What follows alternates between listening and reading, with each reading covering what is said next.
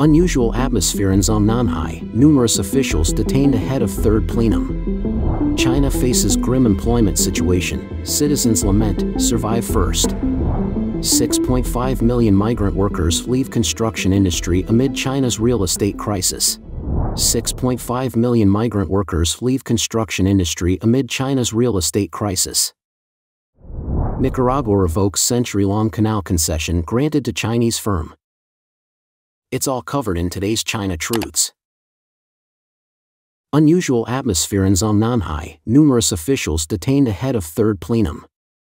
In the lead-up to the third plenary session of the 18th Central Committee of the Chinese Communist Party, a wave of arrests has swept through various government departments, targeting a significant number of officials, creating a fearful atmosphere in the CCP headquarters.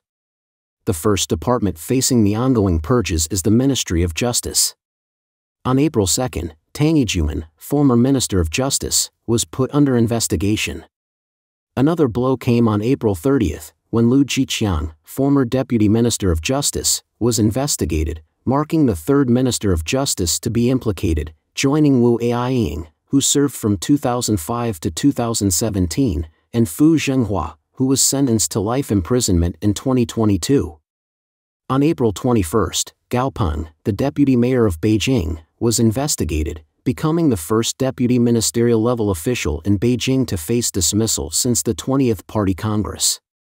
He had significant responsibilities, including overseeing the Tiananmen Area Management Committee.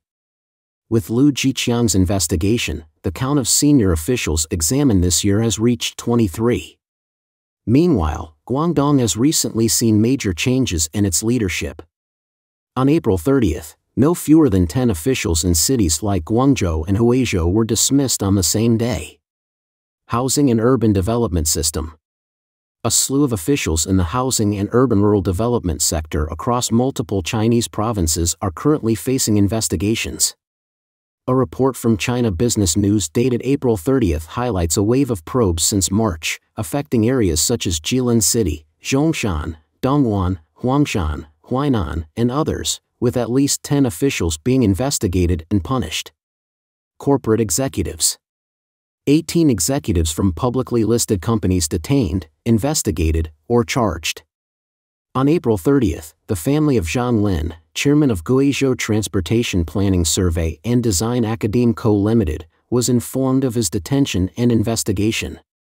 According to a report from Financial Associated Press on the same day, 7 listed companies, including Kanxi Corporation, Liantai Environmental Protection, and Shiji Electric, had announced issues ranging from compulsory measures in detention of key controllers to breaches in disclosure and suspected market manipulation.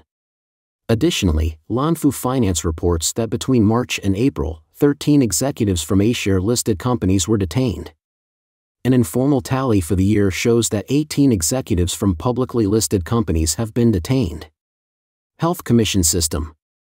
According to China Business News, at least 30 individuals in the medical system have been investigated this year, including 18 officials within the healthcare system, accounting for more than half of these cases, with 12 cases involving hospital authorities. Military. On April 7, He Wenzhong, the Deputy General Manager of China Electronics Technology Group Corporation, one of China's top military equipment suppliers, came under investigation. Further investigations within the sector included Li Zhaoji, who was the former director of the Equipment Support Department at China Ordnance Industries Group and was probed on April 3. Furthermore, significant disciplinary actions reached the top military ranks when, on December 29, 2023, Liu Chao, former commander of the CCP's rocket force, along with 9 other military generals, were stripped of their roles as delegates to the National People's Congress. On April 12, new leadership was instated at major defense corporations.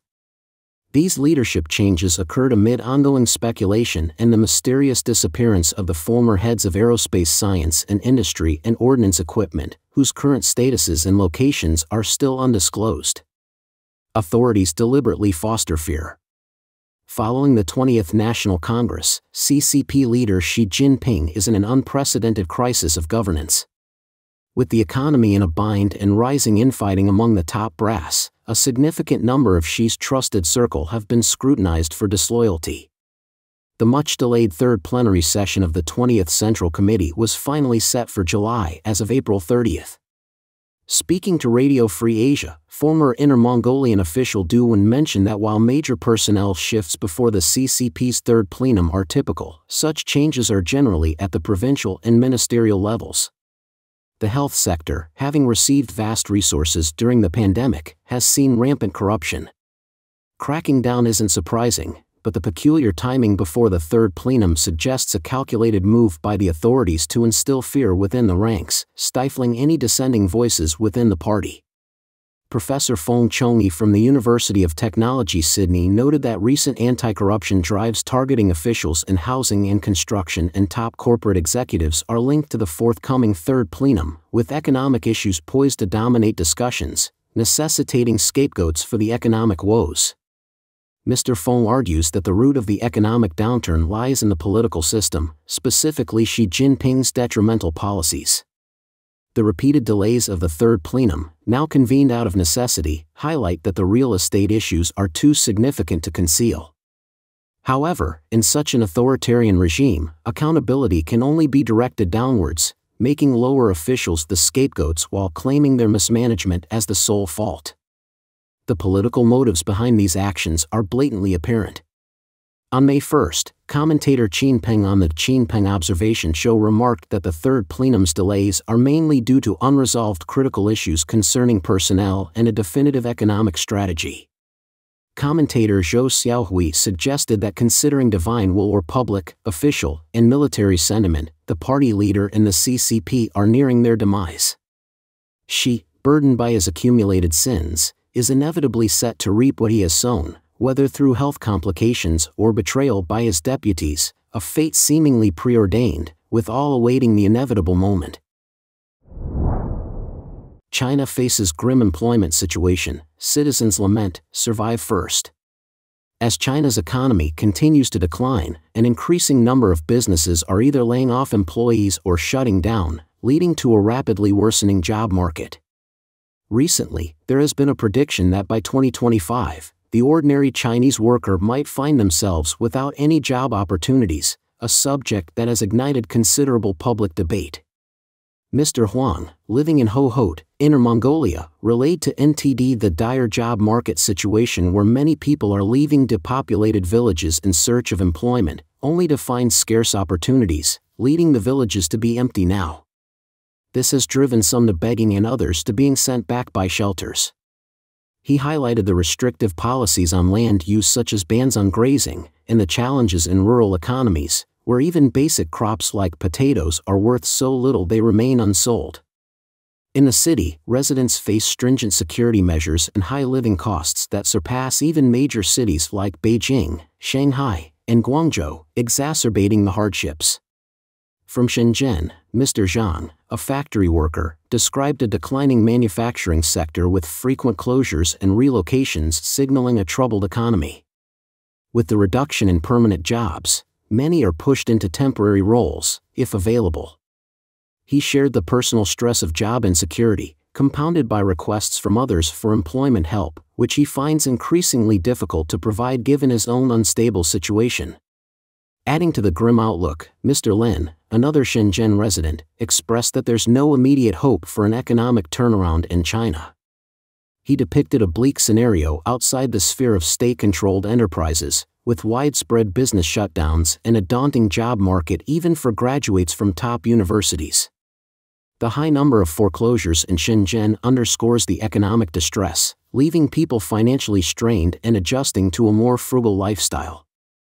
He noted that the official media are echoing this sentiment, suggesting we all brace ourselves for tougher times ahead, focusing simply on surviving in a highly competitive environment. 6.5 million migrant workers leave construction industry amid China's real estate crisis. The downturn in China's housing market has severely affected the construction industry. The report also highlighted a shift in regional migration patterns. Workers moved from the declining eastern region to the growing central and western regions. This shift aligned with significant employment changes. Service sector employment increased to 53.8%, while industrial employment, particularly in construction, dropped sharply. The construction sector saw a dramatic reduction of 6.5 million migrant workers, marking the largest annual decrease in 5 years. US-based political analyst Wang Yi commented on these trends, describing China's real estate economy as disproportionately influential and detrimental to the country's broader economic stability, including impacting local fiscal revenues and banking. He noted that migrant workers are particularly vulnerable in this scenario, struggling with severe hardships due to the real estate downturn. Furthermore, he criticized the current direction of China's manufacturing sector, which, instead of integrating migrant workers, seems to be excluding them, exacerbating the unemployment crisis among this demographic with no apparent solution in sight from the government. China's housing market plummets, full removal of purchase restrictions, negative news from Country Garden. The trend of removing real estate purchase restrictions is sweeping across China. On May 9, 2024, both Hangzhou and Zhejiang and Xi'an and Shaanxi announced the full removal of these restrictions. In detail, Hangzhou released a policy notification optimizing and adjusting real estate market regulations, stating that local home purchases could now qualify buyers for residency registration. Similarly, Xi'an's municipal authorities enabled resident families to buy new or second-hand homes without prior qualifications. Further easing measures include removing public notary lotteries when the demand-supply ratio drops below certain levels and allowing a wider range of buyers for new and second-hand homes. They've also facilitated lower down payment requirements for first-time buyers using Provident Fund loans and promoted innovative home exchange models. These changes follow similar deregulations in other major cities and align with recent high-level discussions aiming to rejuvenate the real estate market by balancing the treatment of existing and new housing stocks. According to a May 9 report by Caixin, this new wave of deregulation is a nationwide phenomenon. Online commentators have criticized the government's frantic efforts to prop up the real estate market, suggesting that these moves have only highlighted expectations of further declines in house prices. Country Garden sales have collapsed dramatically. Despite multiple interventions by the Chinese government, including loosening financial constraints for developers and lifting restrictions on home purchases to stimulate the market, the property sector continues to struggle. On May 9, in the throes of a severe debt crisis, Country Garden failed to meet a coupon interest payment due that day, amounting to over 35 million yuan, about $4.8 million. Country Garden disclosed at the China Interbank Market Dealers Association meeting that due to disappointing sales recovery and challenges in reallocating funds, it couldn't make the scheduled interest payment on its 2023 second issue of medium-term notes, amounting to 35.55 million yuan, about $4.9 million. The company is urgently trying to secure funds to cover this payment and additional interest during the grace period, which ends on May 13.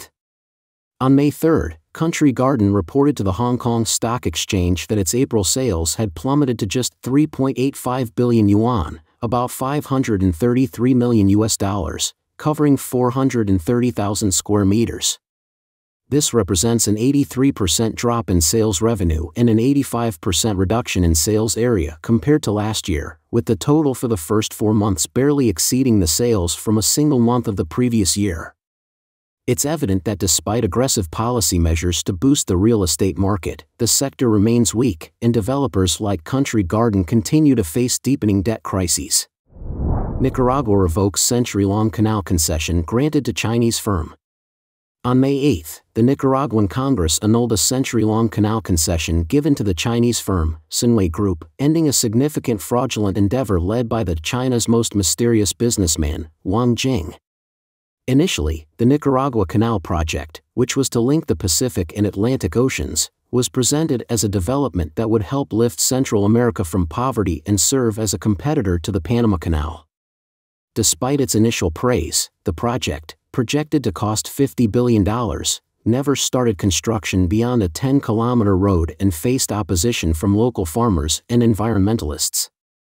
Ultimately, the endeavor was revealed as a scam causing substantial financial losses to numerous Chinese investors. Sunway Group was delisted in 2021. The proposal to rescind the concession was brought forth by former President Nicaragua Daniel Ortega and was nearly unanimously passed by the parliament. Medardo Mairena, an exiled leader of the opposition to the project in the U.S., remarked, "It's a pity that Ortega only realized his mistake after 10 years of arranging to confiscate farmers' land." The staggering scam of Wang Jing and the Sinway Group. Wang Jing, who initially gained public attention in 2012 and was known for previously owning a bathhouse in Beijing, had claimed a $50 billion investment in the Canal project and secured a 100-year operational concession. Despite skepticism about his background and capabilities, he used the project to facilitate a reverse IPO for Sinway, boosting its market valuation to 200 billion yuan, about $27.7 billion, and gaining it a place on the SSE 50 index. However, his ongoing fraudulent activities led to significant financial losses for 150,000 investors in 2019. According to Forbes, Wang's wealth peaked at $6.9 billion in 2015. Don't forget to leave a comment in the section below to share your opinions on today's topic with us. Make sure to like and subscribe to see more interesting topics from China Truths.